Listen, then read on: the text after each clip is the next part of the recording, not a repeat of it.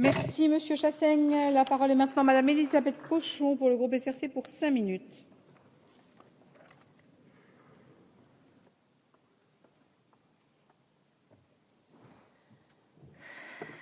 Madame la Présidente, Madame la Garde des Sceaux, Madame la rapporteure Cécile Untermaier, je vais, je crois, faire assez court parce que, comme disait Madame la Garde des Sceaux, pas de redondance. Nous savons tous que l'objectif général du texte qui nous a été proposé était celui de renforcer le droit des personnes mises en cause à tous les stades de la procédure, qu'elles soient suspectées ou poursuivies.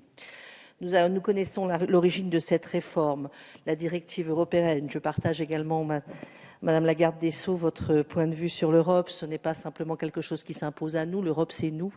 Même si l'Europe trace un chemin qu'ensuite, dans les pays, nous devons parfois suivre avec toutes nos lourdeurs et nos poids. Mais en attendant, c'est une directive que nous pouvons, comment dire, dont nous pouvons être fiers d'être déjà au rendez-vous pour la première et en anticipation pour une deuxième qui concerne celle des droits d'accès à l'avocat.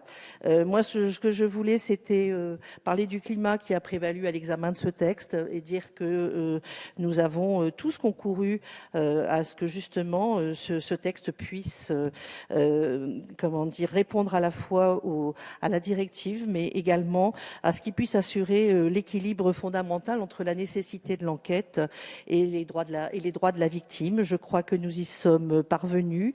La CMP a été effectivement positive. L'unanimité a été présente. Elle prouve que nous avons donc tous travaillé effectivement y compris parfois dans les termes, parce que nous savons que, aux yeux de nos concitoyens, les termes sont importants, les mots sont importants, que effectivement un suspect ou une personne soupçonnée dans nos imaginaires, ça ne veut pas dire la même chose.